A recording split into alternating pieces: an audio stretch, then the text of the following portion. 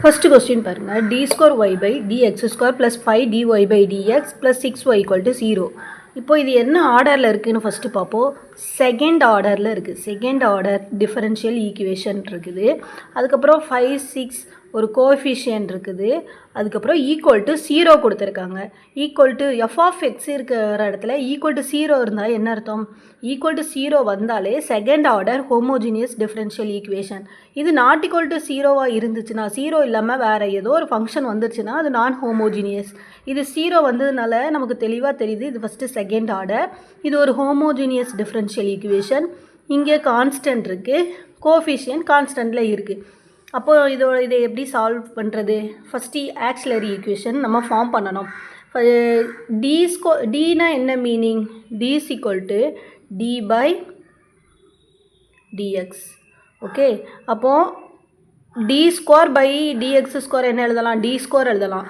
Plus 5 D by டிஎக்ஸை D எழுதலாம். Plus 6 இங்கே ஒய் இருக்கிறத இங்கே காமனாக நம்ம வெளியே எழுதிட்டோம். Equal to 0. இப்போது டி இருக்க இடத்துலலாம் என்ன போடணும்? எம் போடணும். எம் கண்டுபிடிச்சி நம்ம ரூட்ஸ் கண்டுபிடிக்கணும். டி வேறு இடத்துல எம் போட்டால் M square plus 5m plus 6 = 0. இதுக்கு நம்ம எப்போது போல் ரூட்ஸ் கண்டுபிடிப்போமா?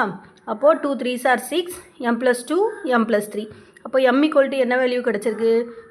-3, m = -2. இப்போது ரூட்ஸ் கண்டுபிடிக்கிறதுல அந்த 2 ரூட்ஸும் நாட் ஈக்குவலாக இருந்துச்சுன்னா நம்ம இந்த ஃபார்முலாவில் அப்ளை பண்ணணும். y = ae⁻m1x plus be⁻m2x. m1ம் m2ம் சேமாக இருந்துச்சுன்னா ax ப்ளஸ் b e⁻mx ஃபார்முலாவில் அப்ளை பண்ணணும்.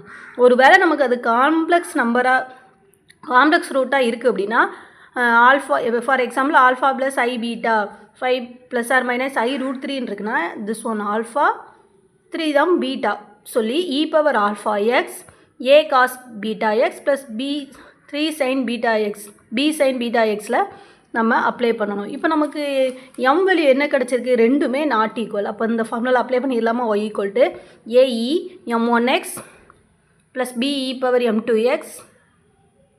இப்போ நமக்கு m1 வர இடத்துல -3, m2 வர இடத்துல -2. சப்போஸ் இங்கே கூட -2 போட்டுட்டு இங்கே -3 எப்படினாலும் போட்டுக்கலாம்.